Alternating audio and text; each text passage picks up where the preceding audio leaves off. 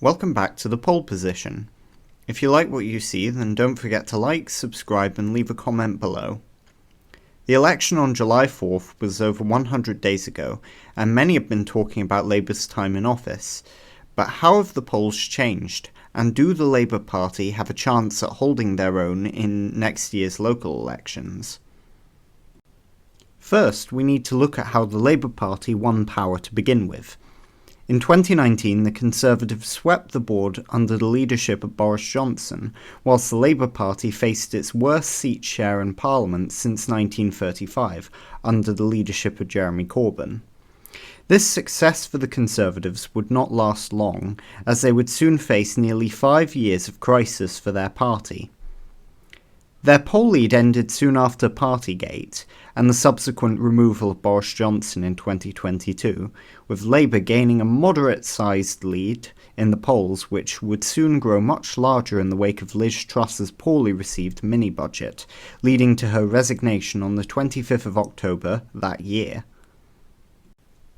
Rishi Sunak soon took over and tried to steady the ship with a more cautious economic approach, but the tide had already turned after 2 years of disastrous local election results in both 2023 and 2024, showing that the Conservatives were on their way out.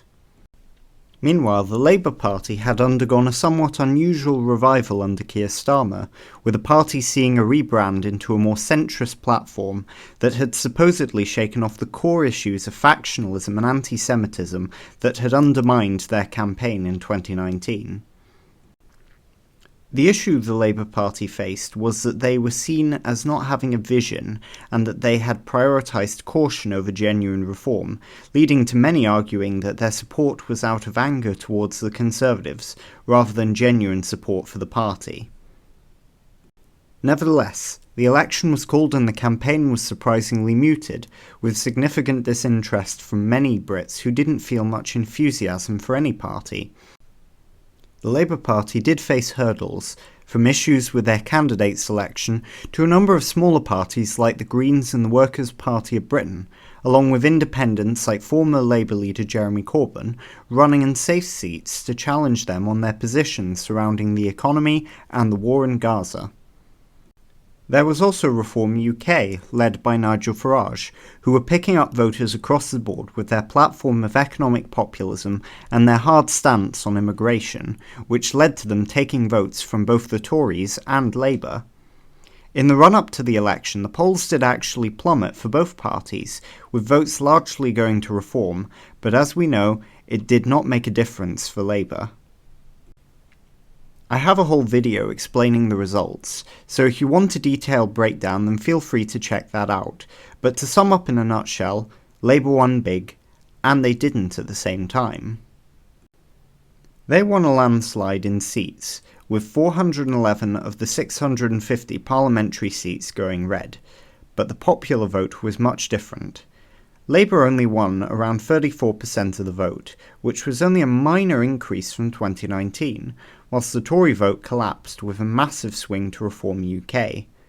The constituency margins were also very small, with Labour facing tight races across the country, from Scotland to Dover. With a majority this big and a vote share so small, many pointed out how this was not the most proportionate result. But the question that was on everyone's mind was simple: what are Labour going to do now? In many ways, the first weeks of the Labour government actually went largely hassle-free.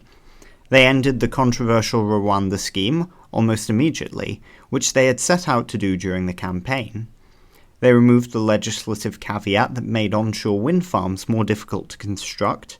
They created further restrictions on smoking, and finally managed to begin preparations for the launch of GB Energy. That's not to say that these policies are controversy-free, but rather that they were achieved with very little drama or difficulty.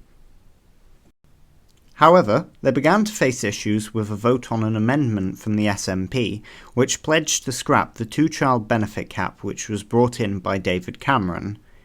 The issue was that the government believed that more time was needed before any major overhaul on benefits could be made, and Labour MPs were urged to vote it down.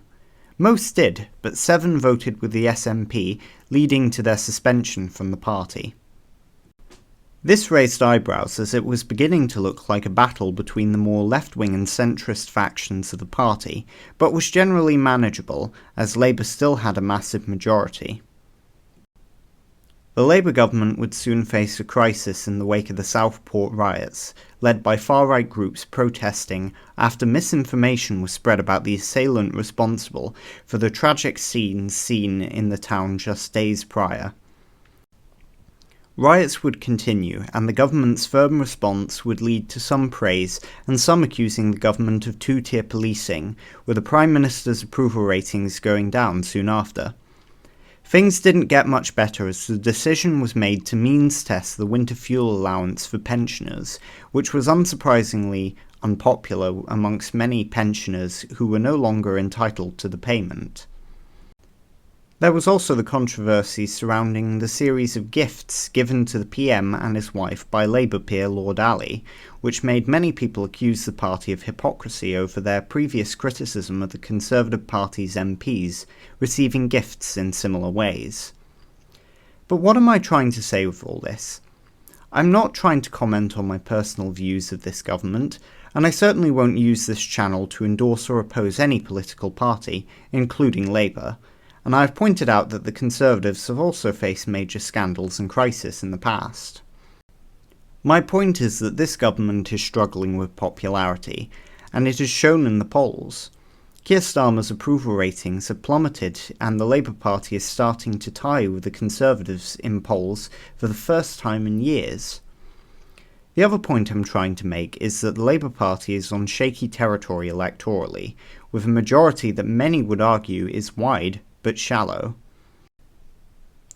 On the subject of the local elections, the Labour Party aren't likely to see the kind of losses the Conservatives saw in 2023 and 2024, largely because they are only defending 365 seats, whereas the Conservatives are facing battles in 1,448 council wards across England.